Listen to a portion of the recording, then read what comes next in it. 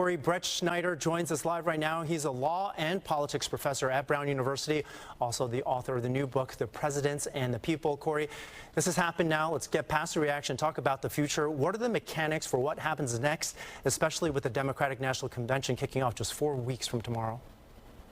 Well, I think we're unclear, and we're going to hear from the president. He's, I think, in the speech that he gives coming up, going to announce a plan. But the bottom line is that there are a number of delegates, and the delegates at the convention are the ones who are going to choose the nominee. They're obviously going to be released. They're not going to be Biden delegates anymore. Now, what happens next is really can range from a democratic process. There's been talk of a mini primary, or there could be an attempt to lock the delegates up and to sway them for Kamala Harris in advance. So we're waiting to see. To my mind, it's a democracy, and it's a fight for democracy, and so that might demand a democratic process. Okay, how does the Democratic Party move forward now? There's been talk of the word unity. We've heard it used a lot, but what does the party actually have to do to unify itself?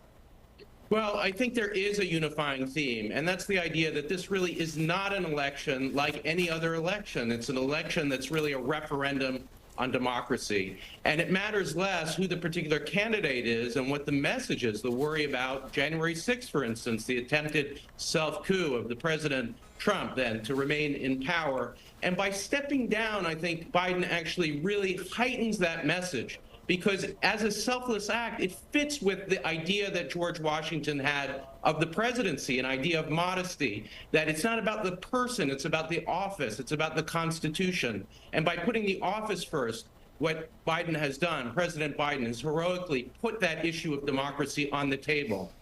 All right, and I'm going to ask you to grade the media here. Just a day after the debate, the New York Times called for Biden to bow out of the race. Since then, even though we have two candidates with opposing visions for where they want to take this country, media coverage is largely centered on the age of one of the candidates, with a fraction of coverage devoted to subjects like Project 2025. You're a professor. How do you grade the impact media has had on these developments? Well, I think the New York Times rightly also called for Trump not to be the nominee of his party and talked about the threat to democracy. I do think that these are not even things, that there is a question about age, a question about the nominee. Of course, any nominee will be vetted. But when you compare it to the fact that we have a candidate who is now a major party candidate who denied the election outcome and still does, claimed falsely that he was still president, I don't see how this can be anything but a referendum on the question of whether or not democracy continues in this country. And when you have one candidate who's really explicitly threatened to jettison the Constitution, that's going to be the central issue in this campaign. All right, Professor Brettschneider, thank you very much for joining us.